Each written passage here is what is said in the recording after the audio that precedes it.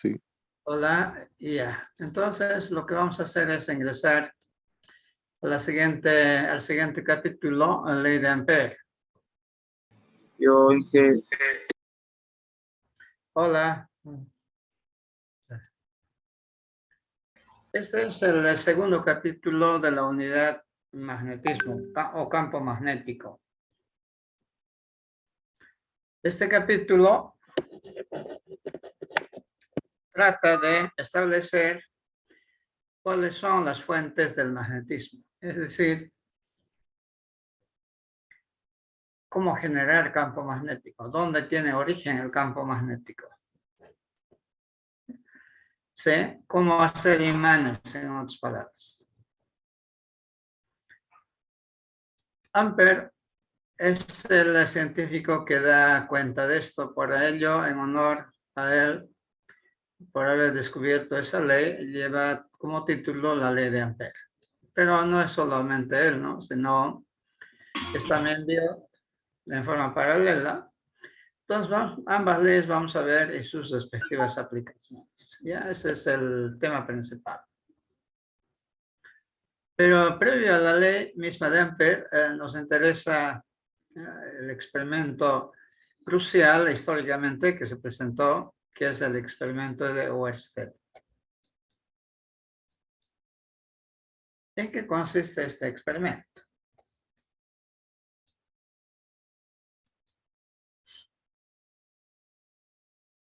Lo que tenía Oersted, un científico danés, es ¿por qué un imán va a interactuar con otros? Bueno, ya sabemos que un imán interactúa con otros imanes repeliéndose o atrayéndose, depende que cerca está un polo de otro polo, ¿no es cierto? Pueden repelerse si son del mismo nombre o pueden atraerse también si son de nombres distintos. Y además estos imanes, al imantar materiales ferromagnéticos, también lo mismo atraen. ¿Ya?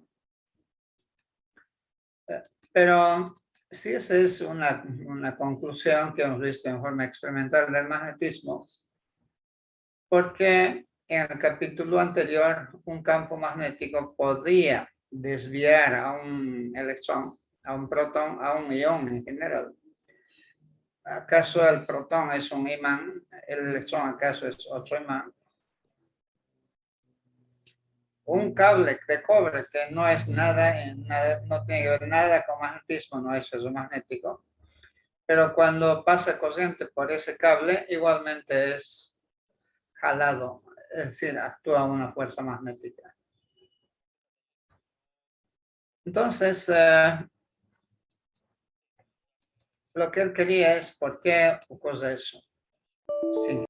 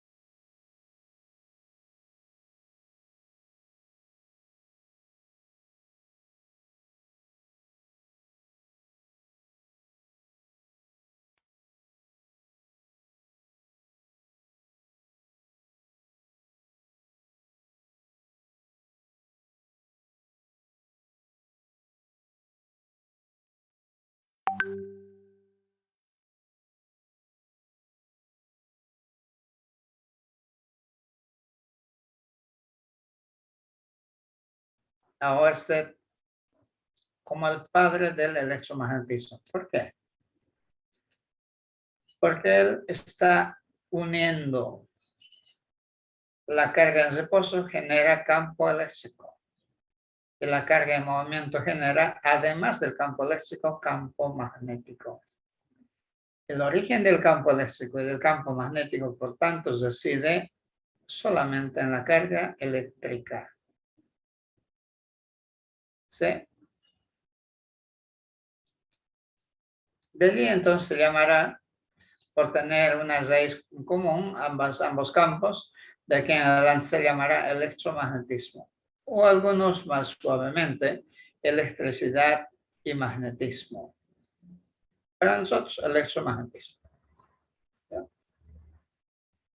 Bien. ¿Tienen consultas sobre este experimento, reitero, crucial y fácil de comprobarlo? En la siguiente página damos una ampliación para ver completo esto. El mismo Oersted así lo diseñó. Utilizó una mesa, o él no podemos usar una cartulina o una placa de vidrio con una perforación al centro. Dejarlo pasar un cable transversal a este tablero. Y cuando usted le hace pasar corriente, en lugar de brújulas, le echamos para detectar campo magnético limaduras de yeso.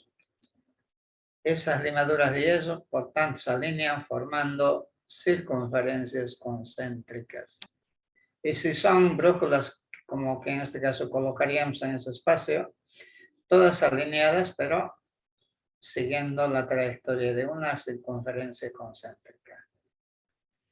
No es una circunferencia que se ve, sino toda una familia de circunferencias. ¿Sí? Concéntricas al cable al conductor. Entonces, este es realmente el espectro de líneas de campo magnético. Bueno, él lo llamó del campo del electroimán. Y en base a esas líneas de campo, definió lo mismo que es para el imán, su campo magnético. El campo magnético generado por esta corriente eléctrica, entonces será un vector tangente a la línea de campo. El problema era el sentido, podía tener este sentido o el otro sentido, sentido reloj o contrarreloj. Él, para no entrar en discordancia con lo que habíamos acordado para imanes, estableció la regla mano derecha, que consiste en lo siguiente. Con la mano derecha, usted con los dedos lo toma el cable, como un lápiz. ¿Ya? Con el pulgar apuntando en el sentido en que circula la corriente, en este caso hacia arriba. ¿Cómo está? La orientación de la uña, es decir, de los dedos de la mano derecha, nos indica entonces el sentido de estas líneas de campo magnético. En este caso, contrarreloj. Si es que la corriente estuviera dirigida hacia abajo, sería sentido reloj. En el otro lado. ¿Ya? A eso se llama regla mano derecha de Oersted. Para determinar la dirección de las líneas de campo del electroimán. Hay otras reglas, aparte de la mano derecha, pueden usar la regla del sacacorchos o la regla de la palma, de la mano derecha, izquierda, hay de todo. Yo, quizás porque soy diestro, entonces manejo más la mano derecha.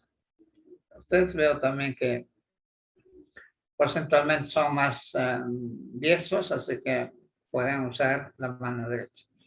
Pero también a los que son zurdos pueden usar lo contrario, no hay ningún problema, hay reglas para eso también. ¿Ya? Entonces, esa fue la culminación final del trabajo de Oersted para generar un imán cuyas líneas de campo entonces son circunferencias concéntricas en torno al cable. ¿Ya? Sí. antes de consultar sobre este experimento de Wested.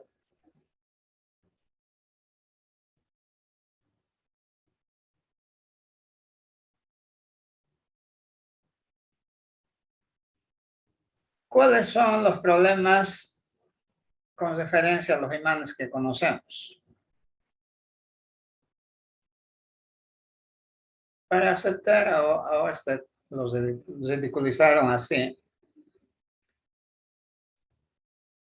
Si la corriente generara campo magnético, estas líneas no debieran de ser líneas cesadas. Es decir, la pregunta crucial, ¿dónde están los polos de este imán? ¿Dónde está el polo norte y dónde está el polo sur?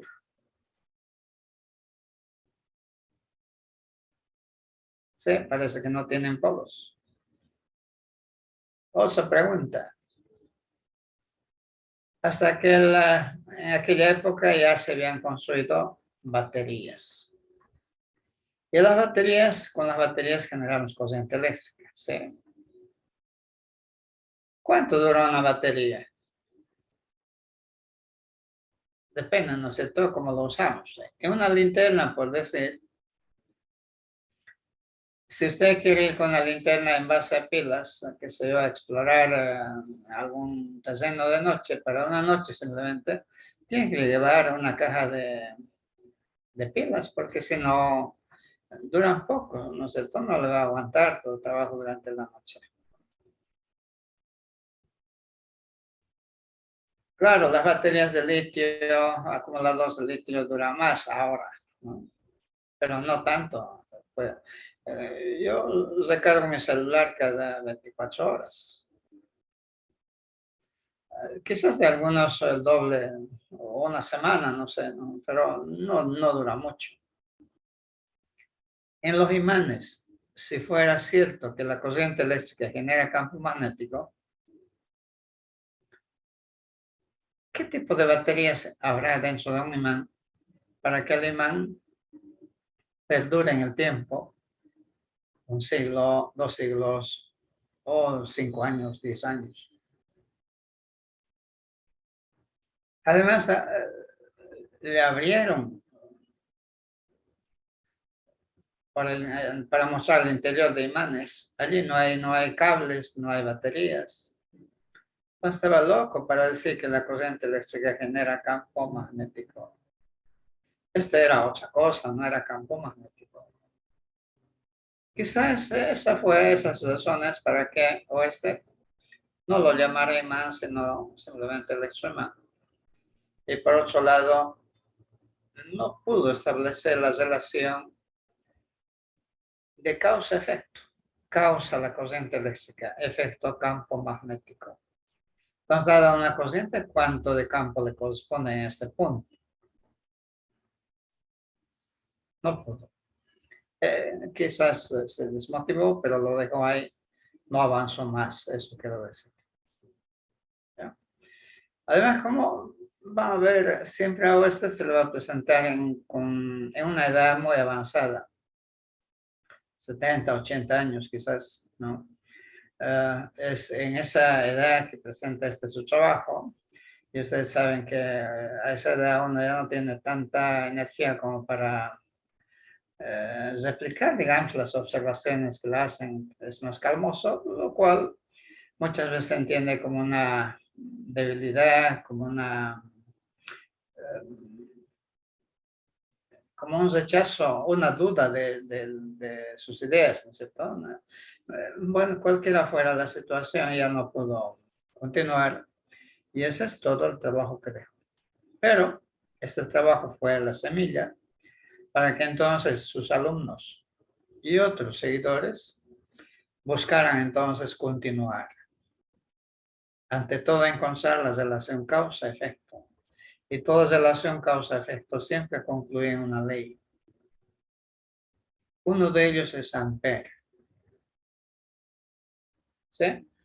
Entonces, Ampère continúa el trabajo y por esa razón, al descubrir esa ley, lleva su nombre, la ley de Ampère. Jóvenes, consultas sobre esta presentación del experimento de Oersted, para luego avanzar a la ley de Ampère.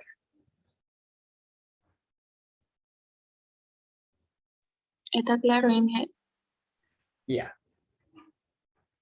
¿Alguien más que compartir, opinando? Todo claro, Inge. Ya. Entonces, para esta tarde presentamos a la ley de Ampère. Ampère, una pequeña biografía, lo tenemos aquí, no lo vamos a leer, ustedes con calma lo leen. Un científico francés, considerado un alumno el más seguidor, digamos, ¿no? de Oersted.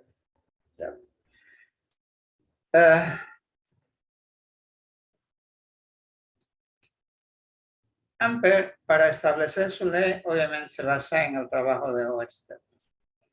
Y como dijimos, establece la relación causa con el efecto campo magnético.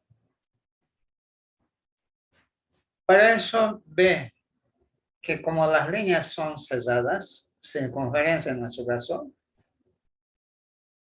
para evaluar ese campo que siempre es tangente a esa línea de campo, es conveniente trazar o recogerlo, y por tanto trazar ese recogido, al que lo llama lazo.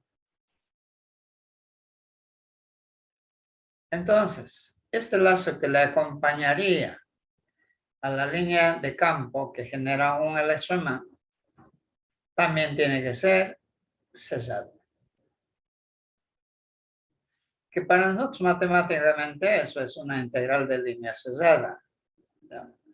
Geométricamente puede ser una circunferencia, puede ser un cuadrado, puede ser una línea en forma de cuadrado, rectangular, triangular, etcétera, etcétera.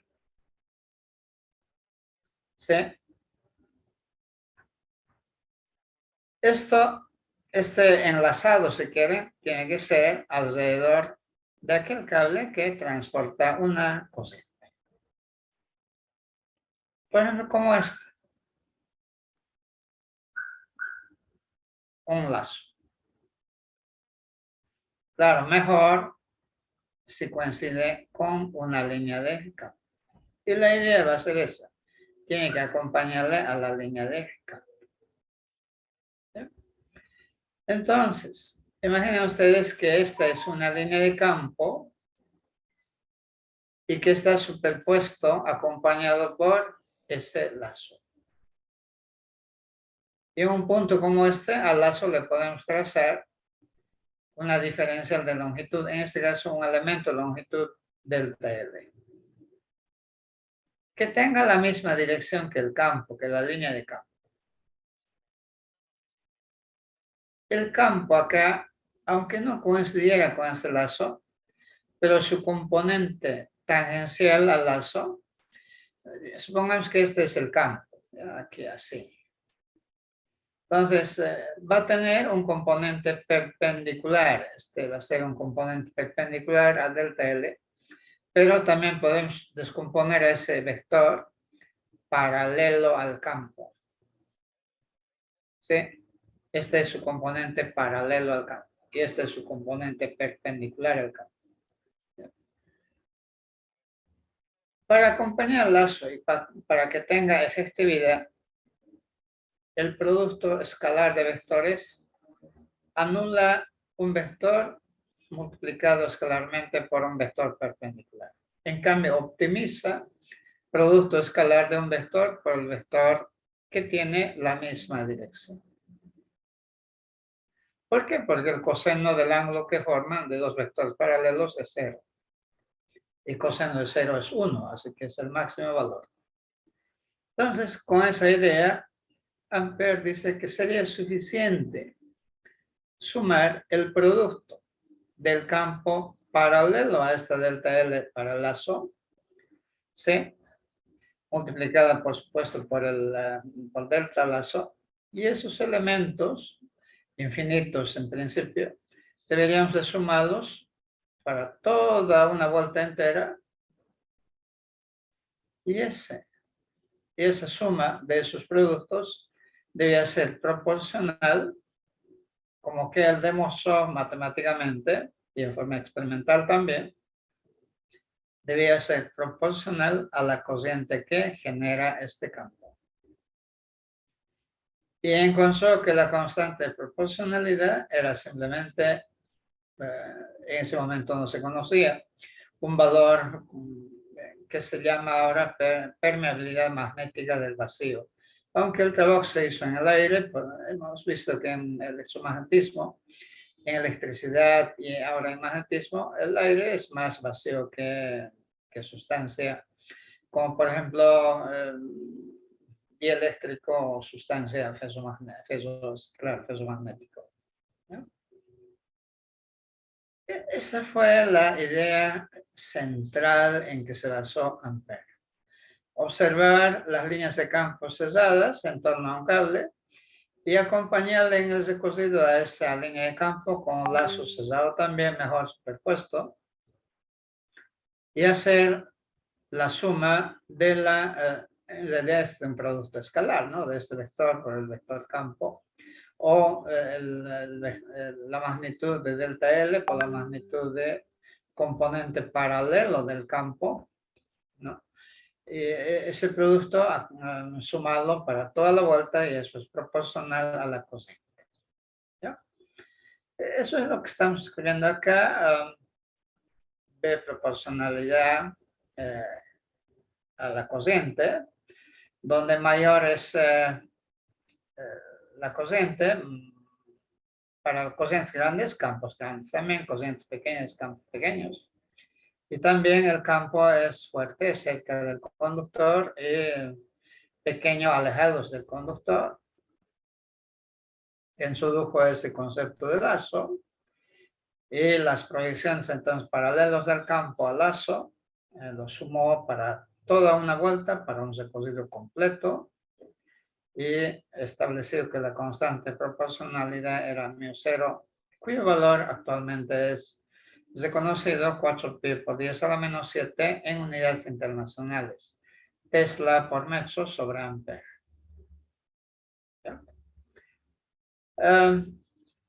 Si bien esta es la idea, pero es un poco difícil de manejarlo,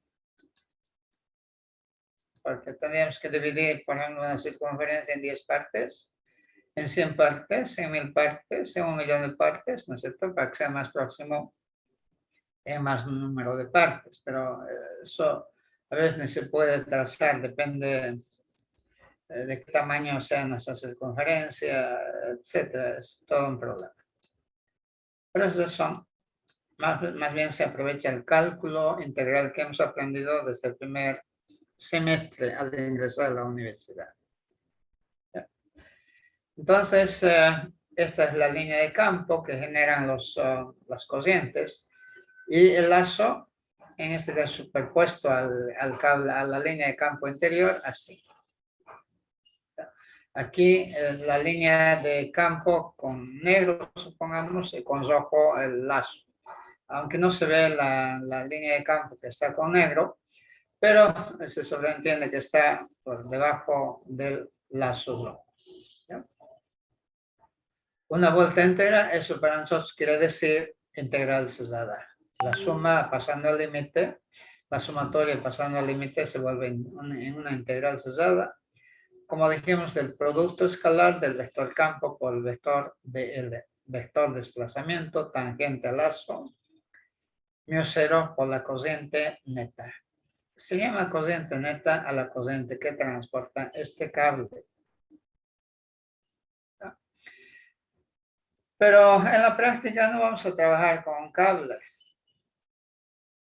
Hay muchos cables, siempre están presentes varios cables. En casa hay cables que entran, que salen, algunos arriba, otros al costado derecho, izquierdo. Hay muchos cables. Entonces, como en este caso, un solo cable que a este lazo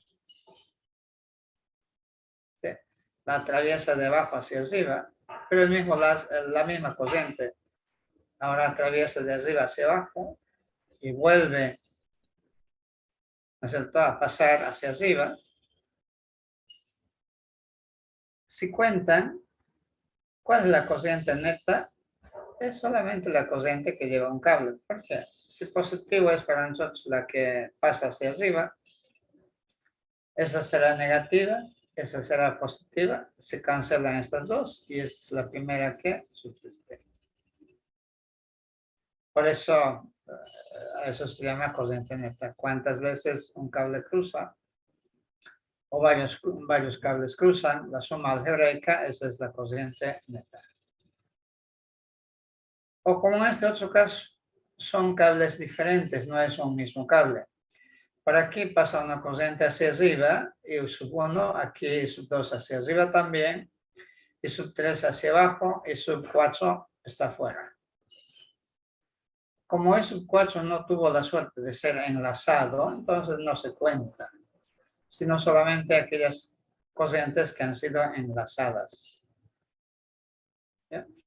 Entonces aquí positiva una corriente, positiva otra corriente y esta, como está circulando hacia abajo, negativa.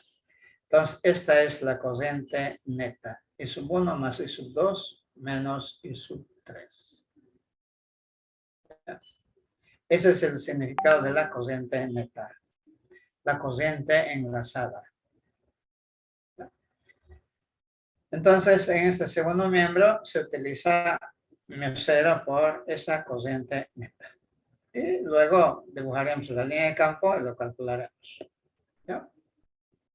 Para nosotros, entonces, la corriente neta no es más que la suma algebraica de las corrientes enlazadas. ¿Sí? Bien.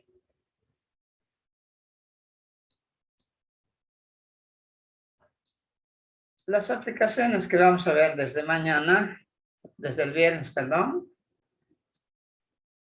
es en donde aprenderemos a cómo manejar la ley de Ampere. Tienen varias aplicaciones, por supuesto.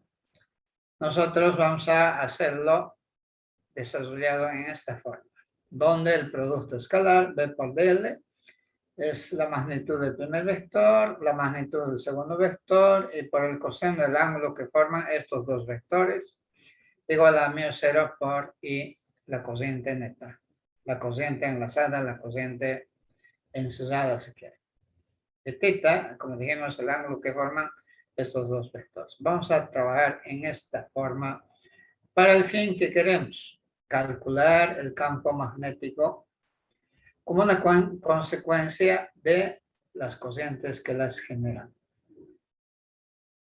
Entonces será un dato, y de ese dato debemos calcular el campo magnético. Dirán, simple despeje, no, estamos hablando de integrales, aquí no hay despejes, ¿no? Primero hay que resolver la integral. Bien, jóvenes, entonces con esa aclaración, mañana, el viernes, ya aplicamos la ley de Ampere. Espero que, como hay que retomar toda interrupción siempre tiene sus bemoles.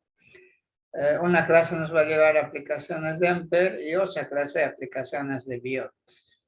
Entonces, la semana siguiente estaríamos concluyendo nosotros recién todo el capítulo referido a la ley de Ampere.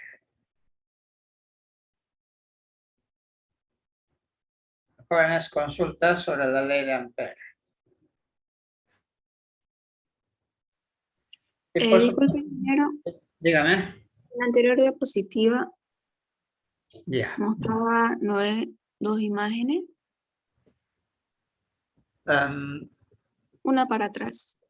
Sí, no me obedece ya, aquí. Ya. La de la izquierda, donde están los campos grises, ¿verdad? Y está entrando una misma corriente, entra y sale y entra, ¿verdad? Sí, Usted sí. dijo que se anulaban 2 puntos de entrada y salida y solo se tomaba en cuenta uno, ¿no? Sí, miren, si esto lo llamo positivo, Ujú. a este tendré que llamarlo negativo porque está bajando. Ya. Hasta ahí ya tenemos un positivo y otro negativo del mismo valor y ya se cancela. Y esta va a ser la única remanente. Sí. Y, pero hacia arriba. Ah, ya. ¿No ve? Entonces, Ahora, esta aquí también, si los cables tuvieran la misma corriente, Ujú. I2 con I3, bueno, se podían cancelar, ¿cierto? Y solamente quedaría I1. Ah, ya. Sí, esa es la idea. Suma algebraica. Ya está bien. En ambas se aplica prácticamente lo mismo. Lo mismo, sí. Ah, ya. Súper, Sí. gracias. Pero muchas veces hay este caso de un cable que se ha enlazado varias veces y lo toman como 3 veces, digamos. Y no es en realidad eso, ¿no? Sino es suma algebraica. Alguien tiene que ser positivo. Si usted dice hacia abajo positivo, entonces los que salen hacia arriba tienen que ser negativos. Igual le va a resultar una corriente. Y el sentido del recorrido, aunque uno puede tomar cualquier dirección, siempre se sugiere, como en matemáticas, recorrer en el sentido contrarreloj como positivo. Ese es reloj como negativo, ¿no? Pero ¿para qué se va a hacer el problema no con signo? Sino mejor recorrerlo en el sentido reloj. Perdón, contrarreloj.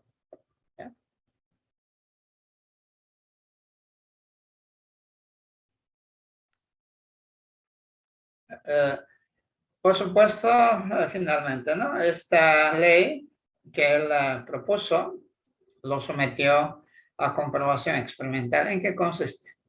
Un cable, aquí coloca teslámetro para medir cuánto de campo se detecta en ese punto. Da el campo obtenido a partir de la ley de Ampere.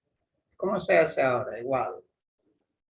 Es decir, de aquí calcula el valor del campo en un punto y luego el instrumento coloca el teslámetro en ese punto y el valor que da coincide en un 99,9%, si está bien el instrumento, por supuesto, ¿no? Con lo que da la teoría, es decir, la ley de Ampere. Lo cual le da entonces validez, no solamente aquí en el laboratorio, en la Tierra en general, sino que esta ley y las demás leyes del electromagnetismo obtenidos todos experimentalmente fueron llevados para su comprobación fuera de la Tierra. Una de las naves Apollo, creo, o Discovery, tuvieron como misión eso. Y se comprobó en el espacio ya interestelar, fuera de nuestro planeta, fuera del campo gravitacional, incluso de la Tierra, se comprobó que esas leyes igual se cumplen, lo cual le da la categoría de leyes universales. Ese privilegio tienen las leyes del electromagnetismo, las otras leyes de mecánica. Como ustedes saben, con la teoría de la relatividad cayeron muy profundamente, aunque nosotros, como trabajamos a bajas velocidades, no se nota su derrumbe, sino seguimos trabajando nomás con Newton. ¿Ya? En cambio, es todo lo contrario con las leyes del electromagnetismo.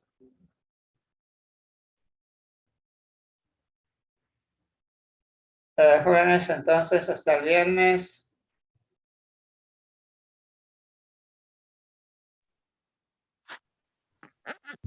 Hasta luego, gracias. Hasta luego, ingeniero, gracias. Ya, hasta luego. Cuídense. Hasta luego, ingeniero. Se cuida. Gracias, Inge. Chao. Cuídense.